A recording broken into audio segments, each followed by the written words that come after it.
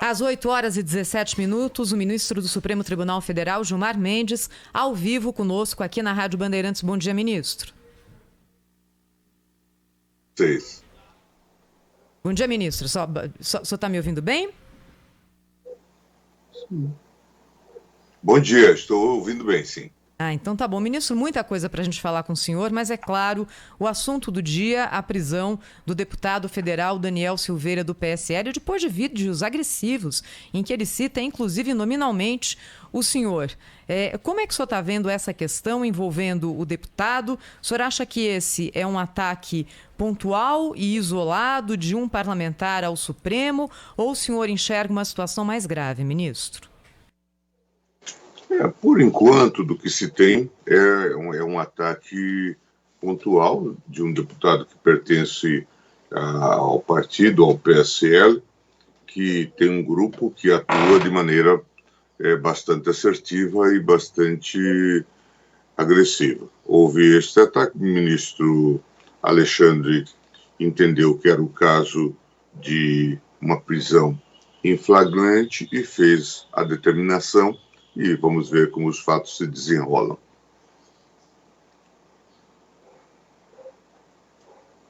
Ministro, muito bom dia, bem-vindo ao nosso programa mais uma vez.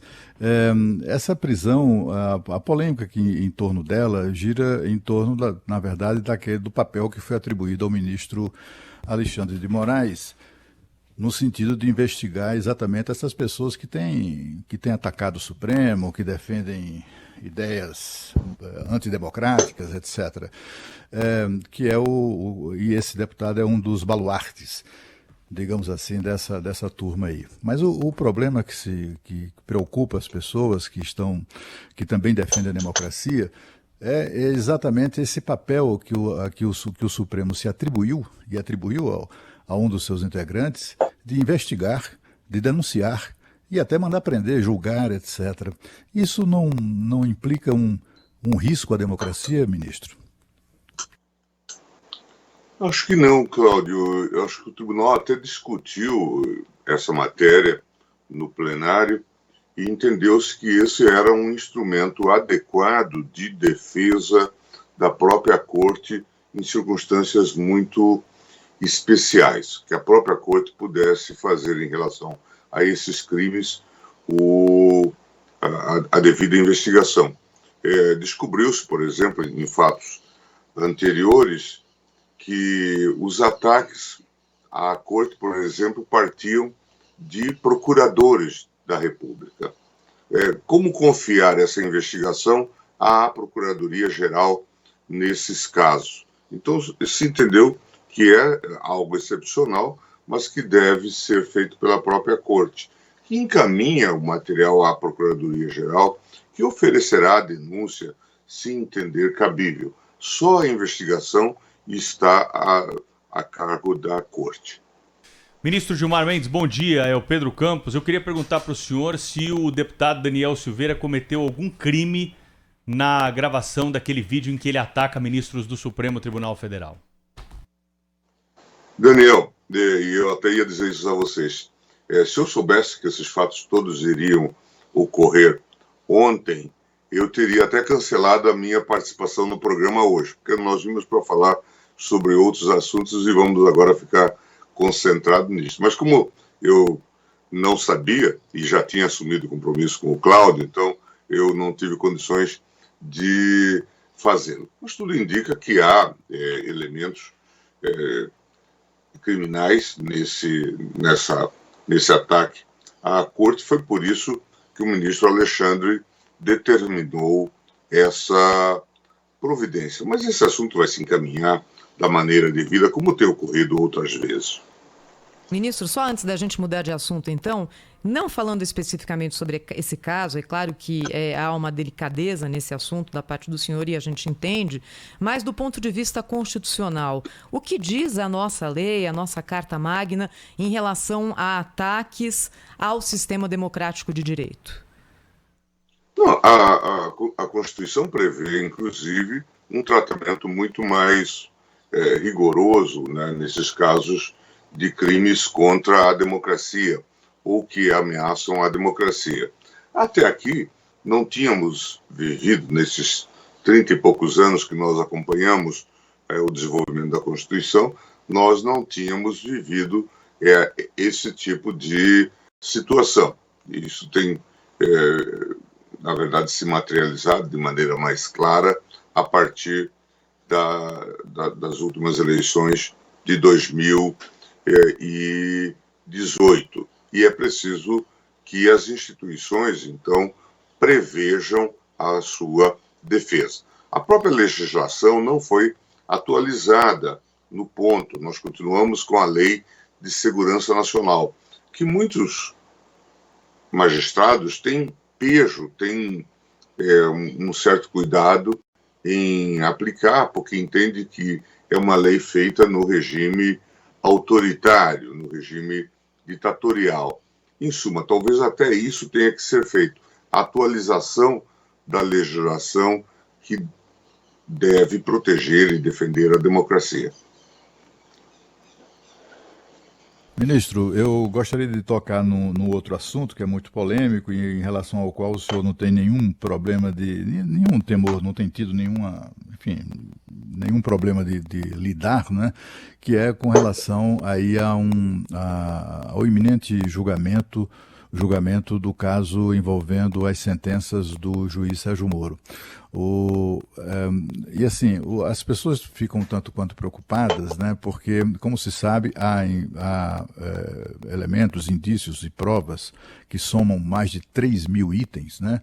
Ou 3.000 itens, alegações e provas, indícios, etc., contra o ex-presidente, que pode eventualmente, inclusive, ser beneficiado com anulação de sentenças e tal, ainda que tenham sido confirmadas em outras instâncias. É isso mesmo? Há uma possibilidade de o ex-presidente ter anuladas as sentenças contra ele? O que nós estamos discutindo, Cláudio, no Supremo Tribunal Federal é um habeas corpus que trata da questão do triplex, o tal apartamento em que houve essa condenação. E é isto que está sendo discutido. Se o juiz, neste caso, seria um juiz imparcial ou seria um juiz parcial. O que se pede, portanto, é a declaração de ilegitimidade da sentença proferida pelo juiz Moro, e isso que pode, eventualmente, vir a ocorrer. O senhor já tem uma previsão de quando que esse assunto vai ser debatido na segunda turma do Supremo Tribunal Federal, ministro? A minha expectativa é de que nós agora, nesse primeiro semestre, possamos fazer essa análise. Talvez a partir de março façamos essa análise. No semestre passado eu tinha dito que o ideal era que nós pudéssemos discutir essa matéria, que é bastante complexa, como vocês sabem, num plenário físico, com bastante tranquilidade.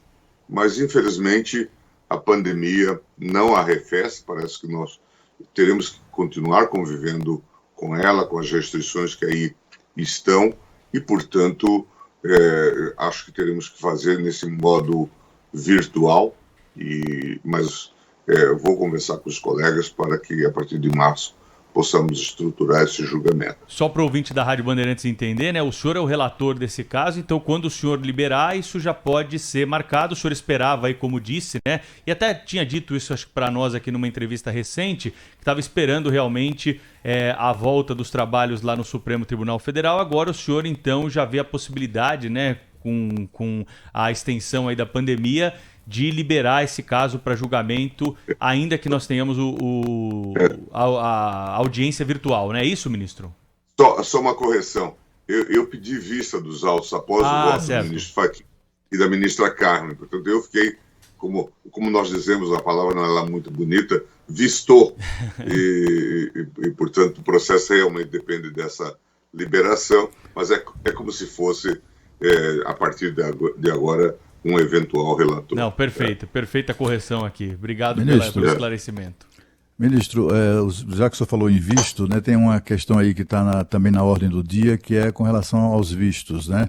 Já há um levantamento indicando mais de 370 vistos que ainda não foram, enfim, processos que estão cujo julgamento foi suspenso em razão do pedido de vista. E o que o senhor acha dessa medida anunciada ou pretendida pelo presidente do Supremo, o ministro Luiz Fux, de estabelecer prazo para o exame, para a vista de processos quando elas são concedidas?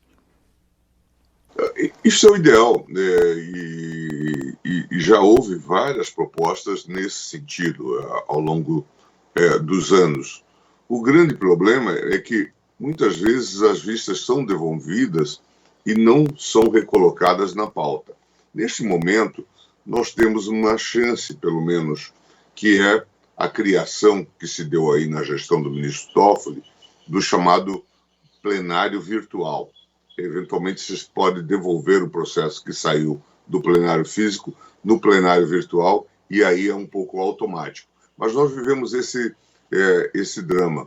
Muitas vezes nós não temos nós não tínhamos condições de digerir todos esses processos no plenário físico. Vocês acompanharam, por exemplo, o julgamento sobre essa questão do direito ao esquecimento na semana passada. Nós levamos 4 sessões, acho que quase que 5 sessões, para julgar um caso só. Então, esse é o estado da arte no Supremo Tribunal Federal. Mas o ideal é que se encontrem disciplinas para essa temática e que se possa um pouco automatizar e talvez fixar prazos que muitas vezes não são cumpridos, não é? Como também a mesma história, né, Cláudio, que você conhece, sobre as liminares. Em muitos processos não se deveria dar liminar porque a matéria exige a solução em plenário. Não obstante, foram dados liminares que nunca voltaram e nunca foram ao plenário, como aquele célebre caso do auxílio moradia. Ministro Gilmar Mendes, ao vivo conosco na Rádio Bandeirantes, entrevista também agora na capa do portal UOL. Ministro, o senhor enxerga algum tempo médio razoável, exequível, para pedidos de vista? Porque muitas vezes o pedido de vista longo acaba beneficiando aquele que lá na frente pode vir a ser punido. Que tempo que é razoável, ministro? Tudo isso depende das circunstâncias. Eu tenho a impressão de que 3 a 4 semanas seria muito razoável. Para um pedido de vista. Acho que isso seria talvez factível e razoável. O que acontece é que, com os julgamentos ocorrendo nas turmas e no plenário 3 vezes por semana, nós temos chances de haver muitos pedidos de vista, e aí aquela pessoa que pediu vista de um na primeira sessão, vista de outro na outra sessão e eventualmente uma vista na turma, já terá 3 processos para eventualmente relatar, concordando ou não. Logo, o seu prazo passa a ser já um prazo comum, vamos chamar assim. E hoje nós temos também o plenário virtual em funcionamento. Em muitas matérias, as pessoas pedem vista para não ter um julgamento, vamos chamar assim, por carimbo, por referências muito superficiais. Então, se pede vista para retirar o processo do plenário virtual, eventualmente levar para o físico ou devolver para o virtual, mas numa condição de melhor exame. Nós estamos entrevistando o ministro do Supremo Tribunal Federal, Gilmar Mendes, no Jornal Gente aqui da Rádio Bandeirantes. Audiência de custódia é outro tema que está na pauta do Supremo Tribunal Federal. A discussão é sobre as audiências acontecerem após as prisões preventivas e também temporárias e não só após prisões em flagrante, né? O que o senhor tem como parâmetros, né, para esse julgamento a respeito desse instituto das audiências de custódia que ganhou até uma certa familiaridade com as pessoas, né, pelas notícias que nós temos aí de presos que são levados para um juiz, para um magistrado logo depois da prisão, hein, ministro? Essa audiência de custódia também deve acontecer no caso das chamadas prisões provisórias? Muito provavelmente essa questão vai ser examinada com o devido cuidado, mas o espírito que está norteando essa pergunta e essa indagação é exatamente de se ter esse contato da pessoa que acaba de ser presa com o juiz, que possa ter informações, por exemplo, que deem ao juiz segurança de que aquela prisão provisória não se justifica. Isso hoje, como vocês sabem, está previsto em tratados internacionais. A própria Convenção Interamericana de Direitos Humanos recomenda esse tipo de cautela e, tanto quanto possível, é bom que se faça esse tipo de análise. O Brasil hoje já tem uma massa enorme de presos provisórios, ela ultrapassa talvez 400 mil, dos nossos 800 mil presos, 400 mil são presos provisórios, certamente temos excesso nessa seara e tanto quanto pudermos evitar a prisão provisória, tanto quanto ela puder revelar dispensável, melhor. Ministro, a prisão provisória inclui aquelas pessoas que não foram condenadas ainda em sentença transitada e julgada, é isso, né? São todos os que não foram julgados ainda, mas e também aqueles que ainda não transitaram em julgado. É isso? Isso. É isso. E abarca todos esses presos em flagrante que tiveram a prisão convolada em prisão provisória e aqueles que, por ordem do juiz, a pedido da polícia, tiveram a prisão decretada. Agora, ministro, o Supremo Tribunal Federal continua atolado em processos. É impressionante. O último número de que eu tive conhecimento, os juízes do Supremo julgavam 11 mil processos por ano, o que é uma coisa que não existe em nenhuma Suprema Corte, enfim, civilizada, né, do mundo civilizado. Nos Estados Unidos são 2 ou 3 dezenas de processos. Aqui são 10 mil, né? Não tem. Qual a saída para isso? É a via legislativa? O Supremo não poderia propor um projeto, uma medida que lhe desse o direito, né, ou lhe concedesse a prerrogativa de simplesmente não examinar determinados assuntos e, com isso, reduzir o peso? Porque é uma corte constitucional, acaba julgando questões criminais e tal. Não tem como o Supremo se rebelar contra isso? Se rebelar, acho que não. Acho difícil o tribunal se rebelar em relação a isso. O tribunal tem construído soluções, como o julgamento virtual, o julgamento dessas câmaras ou turmas virtuais, e tem feito também a seleção de processos na forma que o Congresso aprovou na emenda constitucional 45, que é a chamada repercussão geral. Nós temos tido, então, uma certa racionalização com a chamada repercussão geral nos recursos extraordinários. Isso está ocorrendo. Agora, nós estamos muito longe desse modelo americano, que, na verdade, não julgam mais do que 80 ou 100 casos ano. E certamente chegam muitos processos ao Supremo Tribunal Federal que poderiam ficar nas outras instâncias. E chegam também processos ao Supremo Tribunal Federal que poderiam ter ficado em outras instâncias, mas que não foram bem julgados e, por isso, acabam chegando ao Supremo Tribunal Federal. Nós temos feito ajustes nesses últimos anos e certamente em algum momento, talvez um próximo governo, se apresente alguma proposta de reforma. De fato, julgam-se muitos processos. Ministro Gilmar Mendes, ao vivo aqui conosco na Rádio Bandeirantes. Ministro, queria colocar em pauta agora esse caso envolvendo o ex-comandante do Exército, general Vilas Boas. Colocar o nosso ouvinte aqui na mesma página. Em 2018, o general Vilas Boas publicou um tweet às vésperas do julgamento de um habeas corpus que envolvia o ex-presidente Lula, dizendo o seguinte: nessa situação que vive o Brasil, resta perguntar às instituições e ao povo quem realmente está pensando no bem dos países e das gerações futuras e quem está preocupado apenas com interesses pessoais.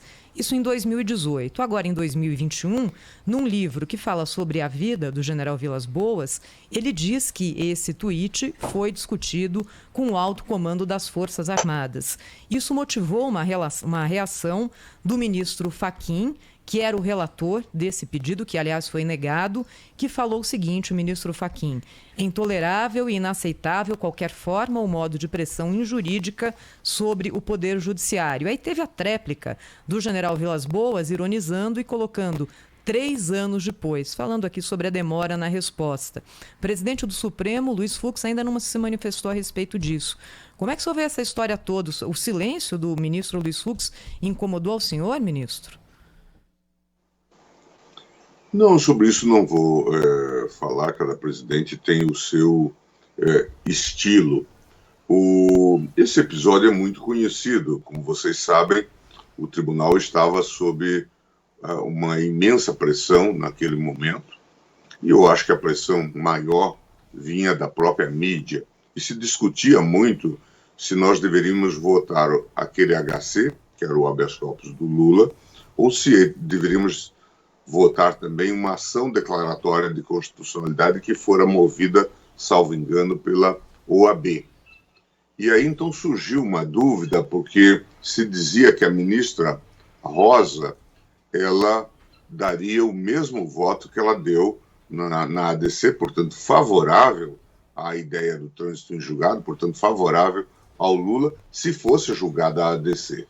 Mas se fosse julgado o habeas corpus, ela votaria no sentido de que bastava a prisão em segunda instância. E a presidência da época, a presidência do Supremo, a presidência da ministra Carmen, decidiu pautar só o HC e não esta ADC. Então começou todo esse debate em torno do assunto, como que o tribunal se portaria, e então houve aí várias pressões, inclusive esse tweet a que você se refere. Como sabem, eu até estava em Portugal e vim apenas para participar desse julgamento. Me posicionei na linha daqueles que defendiam a não aplicação da segunda instância e, portanto, defendia a concessão da ordem ao presidente Lula. Eu, juntamente com o ministro Celso, o ministro Marco Aurélio, o ministro Toffoli e o ministro Lewandowski. Portanto, estamos bastante tranquilos em relação a isso. Mas eu também não acredito que o tribunal decidiu daquela maneira por conta deste tweet ou desta ordem que teria emanado dos quartéis ou do general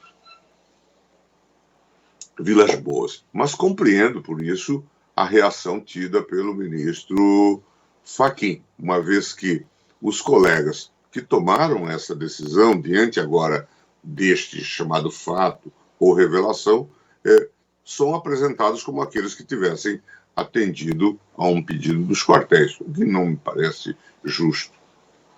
Ministro Gilmar Mendes, o senhor está no Supremo Tribunal Federal desde o ano de 2002. No ano que vem o senhor vai completar 20 anos na Suprema Corte Brasileira, já foi presidente, já foi integrante do Tribunal Superior Eleitoral, ou seja, tem uma vasta experiência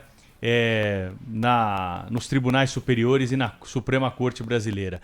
Queria perguntar para o senhor se o senhor tem alguma explicação para esse ódio que hoje algumas pessoas propagam em relação à Suprema Corte Brasileira. Por que o Supremo, virou essa vidraça, e recebe ataque de todos os lados, hein? Eu acho que isso tem a ver com o seu protagonismo, a sua atuação. Veja agora, nessa crise da saúde, para ficarmos numa questão bem delimitada, todas as questões centrais passaram pelo Supremo. Ainda agora, nas férias, o ministro Lewandowski, que ficou relator para essa matéria, a partir de alguns temas que ele julgou durante o semestre, tem dado liminares e decidido sobre questões de vacinação e distribuição de vacinas, e isso, obviamente, tem ônus e tem bônus. Na matéria criminal, nós somos também a última palavra e libertamos pessoas ou decidimos sobre manutenção de condenação, e isso tem efeitos, né? As pessoas veem isso e, obviamente, tomam posições dentro desse imenso fla-flu, né, em que se transformou também o ambiente político brasileiro. Um pouco eu imagino, Cláudio, que é isso que explica, então, essas reações, e certamente nós temos que, com elas, conviver, tentar esclarecer, mas temos que ter esse tipo de paciência.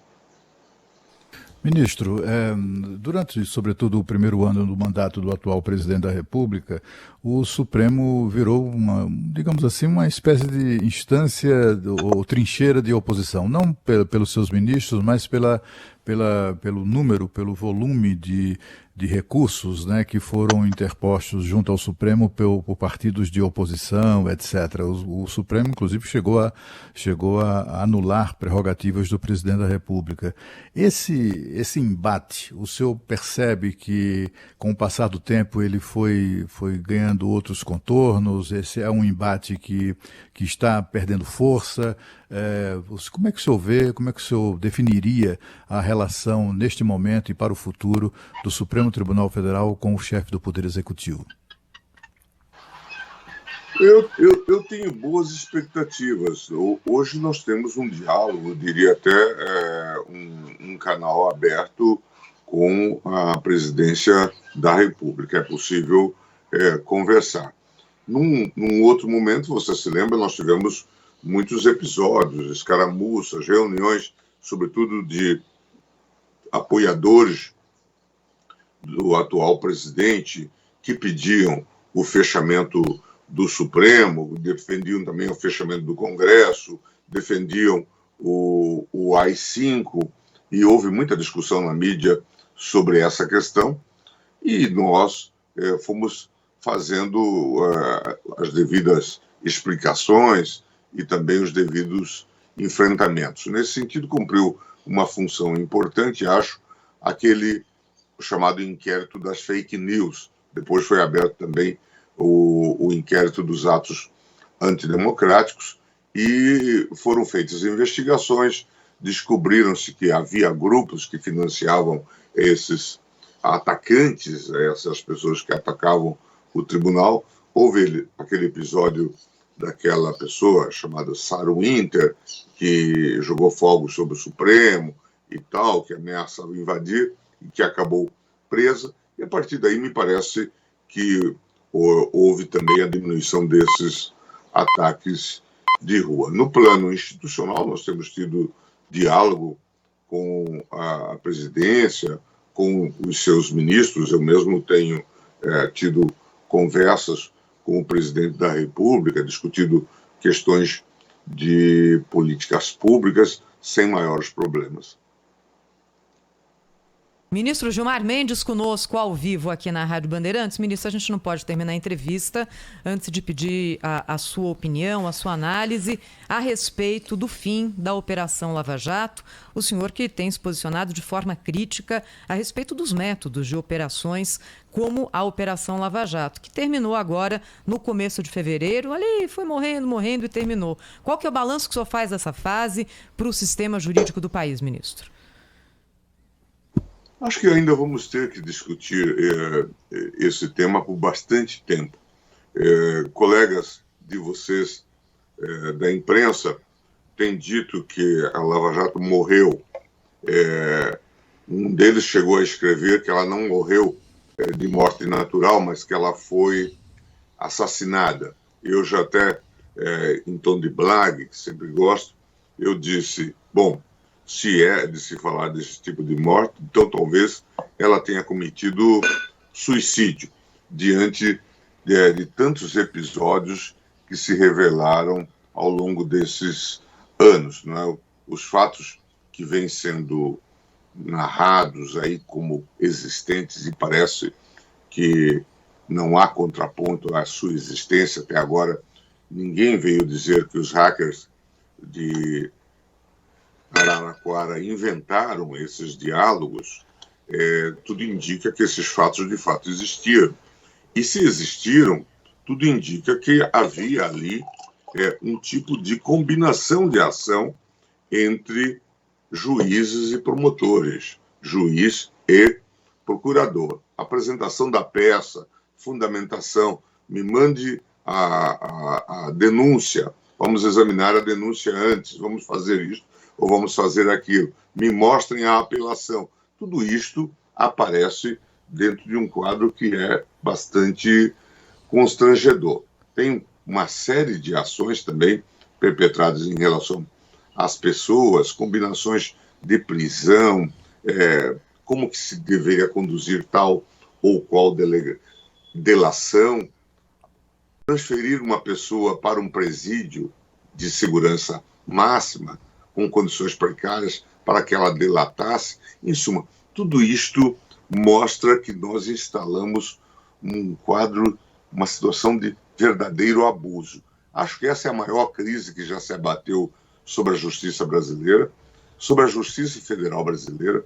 Eu tenho dito aos colegas nossos que administram a Justiça Federal brasileira, os colegas do STJ, que eles têm uma imensa responsabilidade de mudar a justiça, porque a Justiça Federal hoje, com os dados que vêm do Rio de Janeiro, de Curitiba, e com os ecos que vêm da 7ª Vara Federal do Rio de Janeiro, onde também se desenvolve uma dessas operações, parece que está em escombros. Isso precisa ser modificado. Ministro, de outro lado, assim, nós temos muito dessa convicção, né, de que houve até trama, né, entre juiz e procuradores, etc. Tudo isso decorre do vazamento de conversas que são atribuídas ao juiz e aos promotores, inclusive que não passaram por perícia. Não é um tanto assim inquietante que o Supremo esteja decidindo sobre um assunto e levando em conta provas que não são, ainda que não tenham sido alegadas no processo, né, por desistência da defesa do ex-presidente? Não é estranho que o Supremo esteja levando em conta algo que nem sequer foi periciado para verificar a sua autenticidade, até porque os personagens têm dito que não reconhecem as conversas que têm sido divulgadas.